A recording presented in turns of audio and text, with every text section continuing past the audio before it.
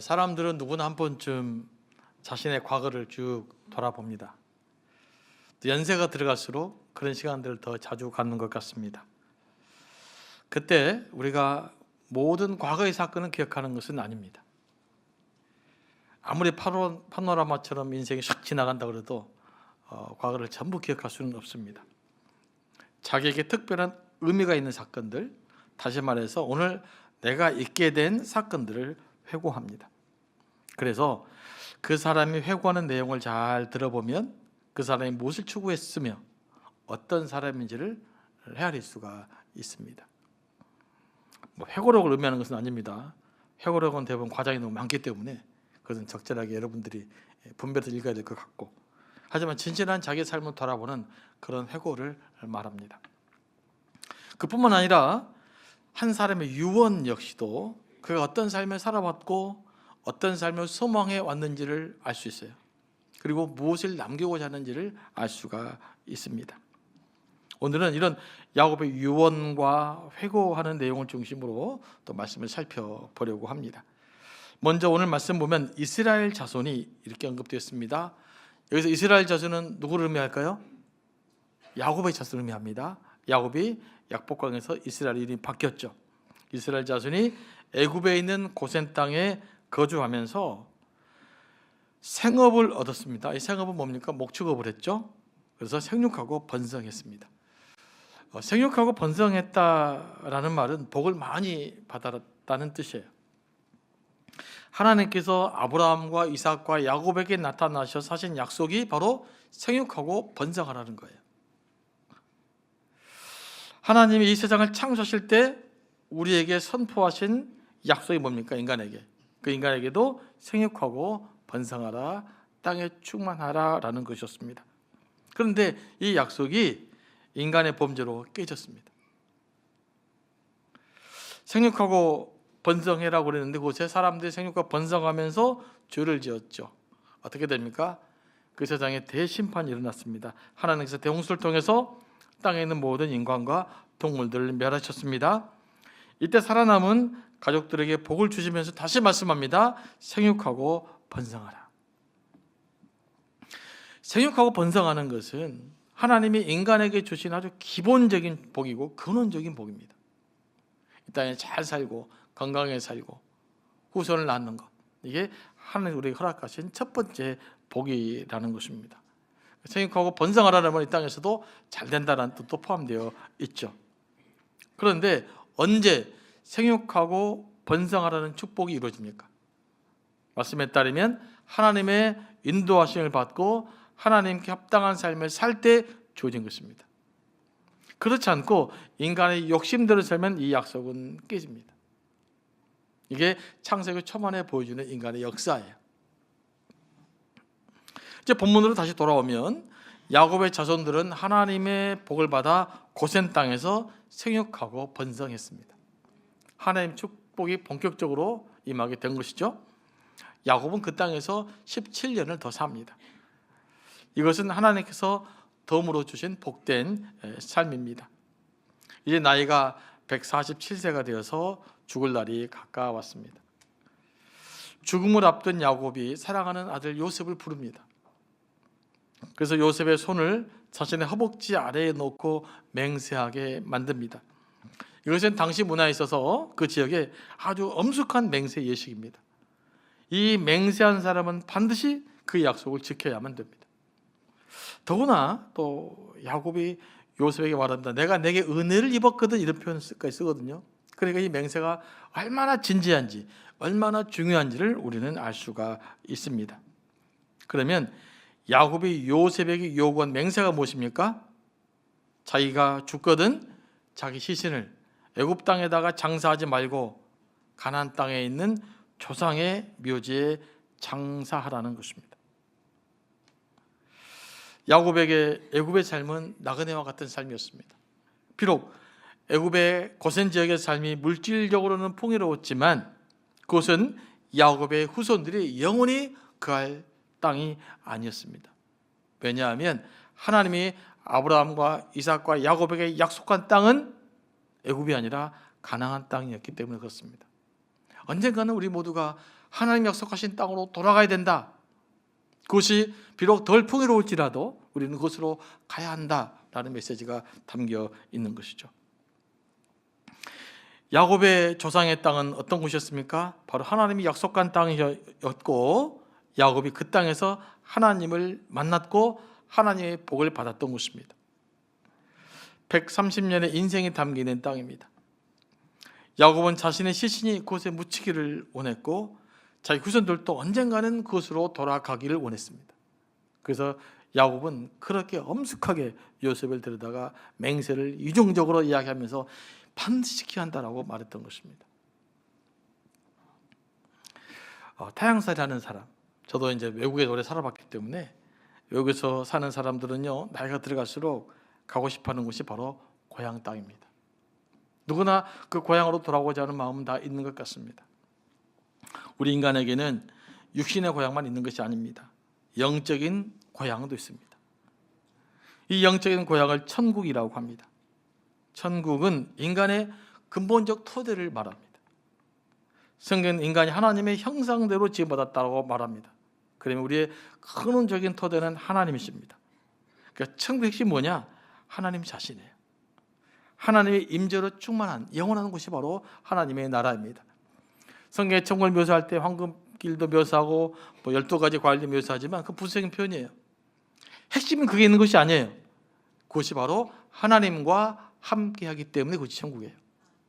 아무리 황금길이 열려있고 아무리 대단한 곳일지라도 그곳에 하나님이 없으면 그것은 천국이 아닌 것입니다. 그러므로 이 땅에서도 하나님의 임재가 충만하면 우리는 천국의 기쁨을 누릴 수가 있는 것이죠. 성경은 말합니다. 우리의 번향은 이곳이 아니다라고. 이곳은 우리가 떠나야 할 땅입니다. 이 땅은 우리가 영원히 묻혀야 곳이 아니라 떠나야 될 땅입니다. 애굽 땅의 고센 지역 같은 곳입니다. 고센 지역이 아무리 풍요로울지라도 이스라엘 백성은 그것을 떠나야만 합니다. 이 땅의 삶 여러분에게 아무리 풍요로울지라도 여러분 결국 이 땅을 떠나야만 합니다. 영적인 의미에서 죽음은 끝이 아닙니다. 새로운 차원의 삶입니다. 새로운 시작입니다. 하나님 우리에게 약속하신 최종 목적지가 어디냐? 그것이 바로 하나님의 나라 천국이에요. 그러므로 이 땅에서 우리의 삶은 어떤 삶이어야 되느냐? 잘 살다가 잘 떠나야만 하는 것입니다. 그래서 우리는 죽을 때 이렇게 고백할 수 있어야 됩니다. 하나님이 허락해 주신 땅에서 잘 살다가 갑니다. 예수님 때문에 갈 곳이 있어서 좋습니다. 고맙습니다. 감사합니다. 이게 우리가 마지막에 남겨야 할 최종 고백이라고 믿습니다. 야곱이 병들었다는 소식을 들은 요셉은 이제 두 아들을 데리고 급히 야곱에게로 가죠. 요셉이 두 아들과 함께 찾아오자 야곱은 힘을 내어 침상에 앉습니다. 그래 그동안 누워 있었는데 사랑하는 아들 요셉이 오고 또 두 손주들이 오니까 힘을 내서 벌떡 일어나게 된 겁니다. 이젠 자신의 보여야 될 마지막 모습, 그 모습을 이제 침상에서 앉아서 맞이합니다. 그리고는 요셉에게 자기가 어떻게 복을 받았는지 간단하게 회고합니다. 간단하게 정리되어 있어요.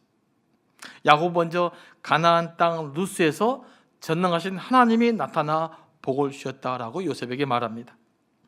야곱의 복은 자신의 땀과 노력의 결과가 아니라 하나님이 주신 복의 결과라는 것입니다. 루스가 어떤 곳입니까? 루스의 다른 지명은 베델이에요. 우리에게는 베델이라는 단어가 더 익숙하죠. 베델에서 무슨 일이 있었습니까? 야곱이 에서의 형을 피해 도망가다가 하룻밤을 묵었던 곳입니다. 그곳에 돌베개를 탁 베고 누워서 하늘의 별을 보다가 잠이 들었을 것입니다. 근데 그때 하늘에서 커다란 계단이 하늘까지 다 있었습니다.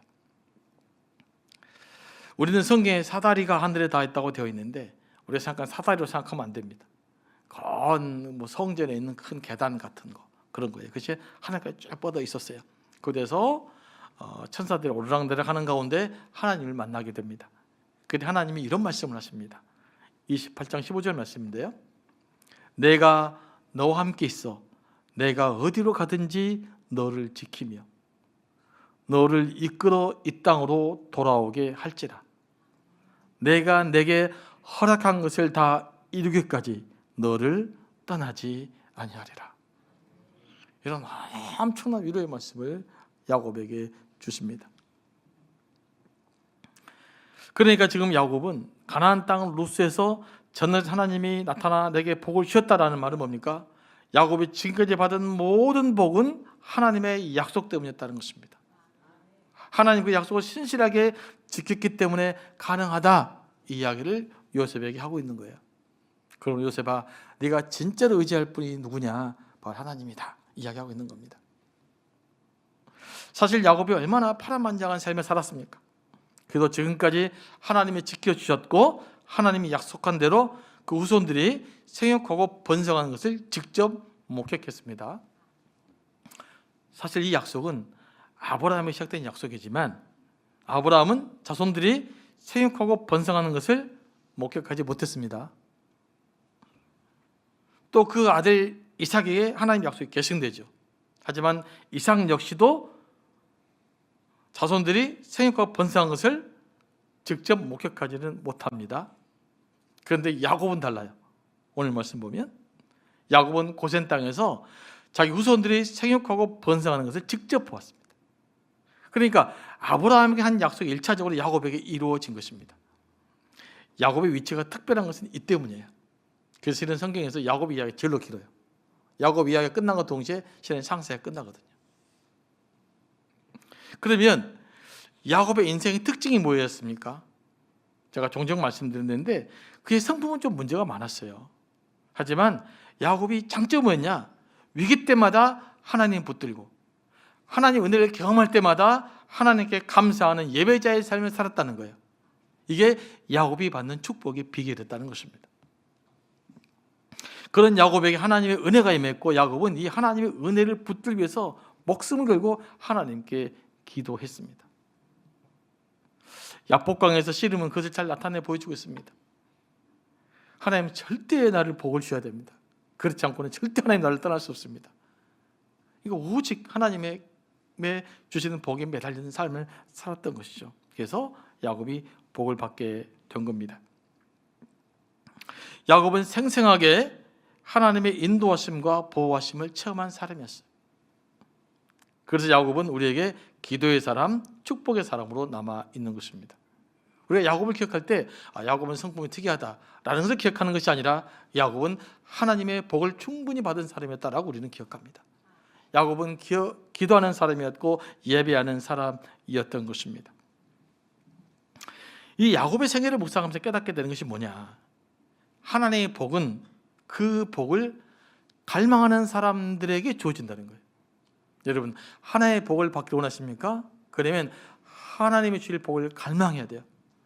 야곱이 얼마나 하나님 주신 복을 갈망했습니까? 그 장자권이 뭐라고 그 난리를 피우겠어요. 하지만 장자권의 핵심이 뭐니까 하나님의 축복권이에요. 그러니까 난 하나님의 복, 축복권이 나는 있어야 되겠다는 거예요. 그렇게 하나님의 복 주심을 간절하게 갈망했던 사람, 그리고 이 사람에게 하나님은 복을 부어 주셨다라는 것입니다. 이거 아주 중요한 겁니다. 하지만 하나님 주실 복을 전혀 기대하지도 않고 갈망하지 않는 사람에게는 복이 임하지가 않죠. 우리가 예수 믿으면서 살아갈 때 성숙한 그리스도인으로 살아가는 것은 매우 중요한 일입니다. 그게 세상의 덕이 되기 때문에 그렇습니다. 예수 믿는 사람이 손가락질 당하면 살면 안 되잖아요. 예수 믿는 사람이 잘못 살아서 욕을 먹고 손가락질 당하면 얼마나 참 안 되잖아요. 문제가 많은 것이잖아요. 하지만 우리가 도덕적으로 성숙한 삶을 살아가는 것, 도덕적으로 고차원적 삶을 살아가는 것이 신앙의 본질이 아니에요. 그건 신앙의 핵심이 아닙니다. 그러니까 신앙의 핵심을 알면 그때부터 여러분들 신앙이 헷갈리기 시작해요. 그러면 성경이 말하는 신앙의 핵심이 뭡니까? 신앙사의 핵심은 뭘까요? 그것은 하나님을 경험하는 것입니다. 우리가 오늘 예수를 믿고 예배드리고 기도하는 이유는 살아계신 하나님을 경험하기 위해서요. 이게 신앙의 본질의 핵심이에요. 이 하나님을 경험하고 이 하나님의 풍성을 누리면 삶은 자연스럽게 하나님의 성품을 닮아 성숙하게 되어 있는 거예요. 그래서 하나님을 경험하는데 우리가 애를 써야 돼요. 그러려면 하나님 주실 복을 갈망해야 됩니다.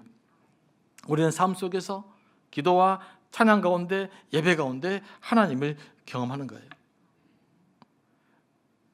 하나님의 경험은 어떻게 경험합니까? 어떤 감동으로 경험하게 됩니다. 이런 경험이 있을 거예요. 여러분, 삶이 어렵고 신앙에 의심이 생기고 그럴 때, 어느 날 갑자기 내게 들려오는 감동 어린 찬양 한 곡이 쫙 흘러갑니다. 그러면 그 찬양 한 곡을 딱 들으면서 무슨 일이 벌어집니까? 하나님과 접촉이 일어나게 되는 거예요. 그렇게 하나님이 이해할수록 하나님이 이해되고 하나님이 친근하게 느껴지고 하나님 살아계심을 내가 영원히 노래하고 있는 것을 여러분 경험하게 될 것입니다. 이렇게 우리는 감동으로 또 하나님을 경험할 수 있어요. 찬양의 감동, 기도의 감동, 예배의 감동, 말씀의 감동으로 우리 하나님을 경험해야 돼요. 이게 신앙의 본질이에요. 왜 여러분 다 기도하라 그러냐? 기도 응답을 통해서 하나님을 경험하기 때문에 그래요. 그래서 고대 수사들을 비롯해서 수도자들을 비롯해서 중세 수도원의 수도자를 비롯해서 현대 이르기까지 이 수도자들은요, 신앙을 단 한 단어로 풀어냈는데 그것을 기도라는 단어로 풀어냈던 거예요.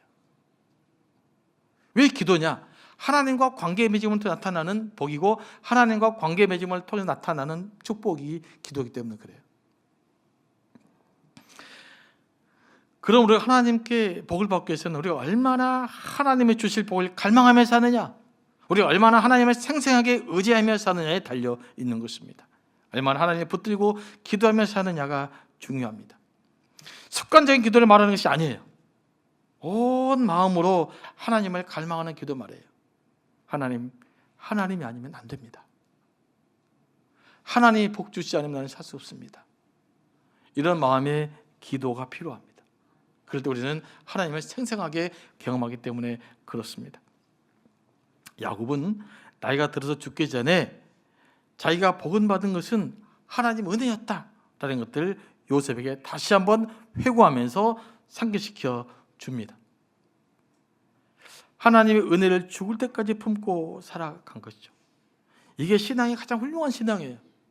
마지막에 내 가슴속에 무엇이 남아있느냐, 끝까지 하나님의 은혜가 남아있느냐, 그렇지 않느냐의 문제 아니겠어요?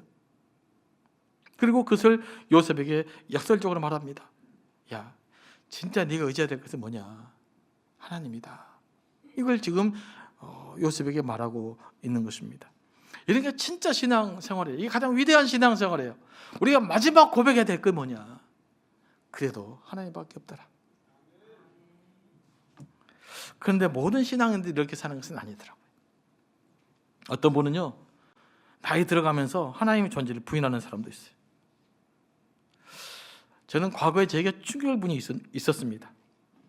이분이 신학자였는데 상당히 진보적인 분이셨어요. 이분의 이름을 거론하고 싶지는 않습니다.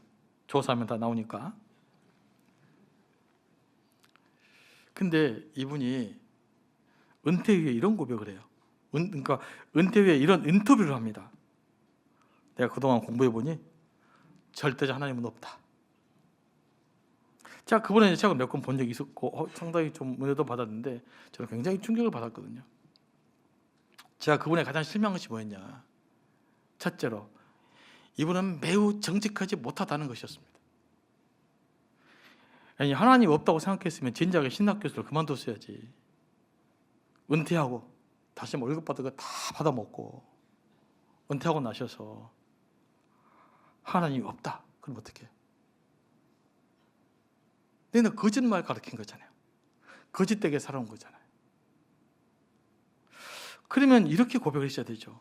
내가 실 하나님 없는 줄 알고 월급 받아 먹으려고 참 부끄럽게 살았습니다.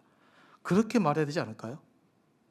그러면서 한국교회가 뭐 이러니 저러니 뭐 이런 얘기 하더라고요.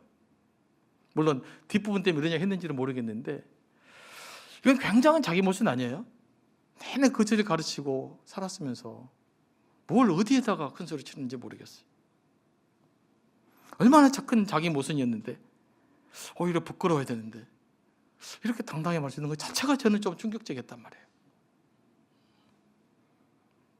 둘째, 여러분 신학이라는 학문이요 본시부터 인간 이성의 한계를 인정하는 거예요. 그러면서 초월적 하나님을 추구하는 것입니다. 하나님은 표현 불가능한 존재고 과학적 검증의 대상이 아닙니다. 오직 믿음의 대상이에요. 이렇게 신앙은 출발되는 거예요. 모르고 출발하지 않는 분이잖아요. 그런데 함부로 이렇게 말하는 것을 보고 저는 속으로 어른이시긴 했지만 참 교만한 것 아닌가 이런 생각을 했습니다. 얼마나 공부를 한다고 그런 얘기를 함부로 할 수 있겠어요? 자, 이번에 인터뷰를 읽으면서 깨닫게 된 한 가지 있어요. 그것은 책으로 학문적으로는 하나님을 만날 수 없다는 거예요. 아무리 많은 책을 읽는다고 해도, 아무리 많은 논문을 쓴다고 해도, 아무리 철학적 지식이 훌륭한다고 해도 그 지식으로는 하나님을 경험하고 만날 수 없다라는 것입니다. 그러면 더 기도해야 돼요. 물론 반면에 또 어떤 분은 나이가 들어가면서 하나님의 존재를 더욱더 확신하고 천국을 소망하는 사람들도 있습니다. 모든 것이 하나님의 은혜라고 고백하는 사람이 있습니다. 그 대표적인 현대 인물들이 한 분은 무신론자였던 이어령 교수입니다. 원래 예수 믿지 않는 사람이었잖아요. 그 딸 때문에 예수 믿게 되셨는데 마지막에 내세는 있는 것 같습니다. 있어야 됩니다. 그러면서 천국을 소망하며 돌아가셨죠. 그리고 또 한 분, 요즘도 핫한 분인데 100세가 넘은 아주 모범적 인생을 살아왔던 김영석 교수님입니다. 그분은 천국을 소망하며 살아요. 그분이 최근에 이런 기도문이 남겼습니다. 한번 들어보시기 바랍니다. 내 세월 다하는 날 슬픔 없이 가게 하여 주소서. 초대 없이 온 이 세상 정주고 받으며 더불어 살다가 귀천의 그날은 모두 다 버리고 빈손과 빈 마음으로 떠나기를 약속하고 왔나니 내 시간 멈추거든 그림자 사라지듯 그렇게 가게 하여 주소서. 한 세상 한 세월 사랑하고 즐겁고 괴로웠던 생애였나니 이 세상 모든 인연들과 맺어온 그 아름답고 소중한 추억들이 허락 없이 떠나는 그날의 외로움으로 슬프게 지워지지 않게 하여 주소서. 다만 어젯밤 잠자리에 들듯 그렇게 가고 보내는 이별이 되게 하여 주소서. 아울러 사랑하는 나의 가족들이 슬픔과 외로움을 잊고 이 세상의 삶을 더욱 알고 깨달아 굳건히 살아가는 지혜와 용기를 갖게 하여 주소서. 아름다운 이 세상 마지막 소망을 아름답게 이루고 아름답게 떠나가게 하여 주소서. 이 시를 읽는데 저는 감동이 확 왔어요. 울컥 그랬습니다. 이런 소망 갖고 살아야 되지 않나? 여러분이 어떤 삶도 아름답게 느껴지나요? 내가 공부해 봤더니 하나님 없더라 라고 내용하게 많은 사람입니까? 아니면 나이가 들어가면서 천국을 소망하며 사는 사람입니까? 어떻게 살고 어떻게 여러분 인생을 마무리하고 싶습니까? 우리 인생 가장 잘 살고 가장 잘 마무리하시는 방법, 천국을 소망하며 꿈꾸며 살아가는 삶. 그럴 때 비로소 이 세상은 아름답게 느껴질 것이고 우리가 만나는 모든 사람들, 만나는 대상은 아름다운 존재로 나와 함께하게 될 것입니다. 이 천국을 소망하며 살아내는 저와 여러분 되기를 소망합니다.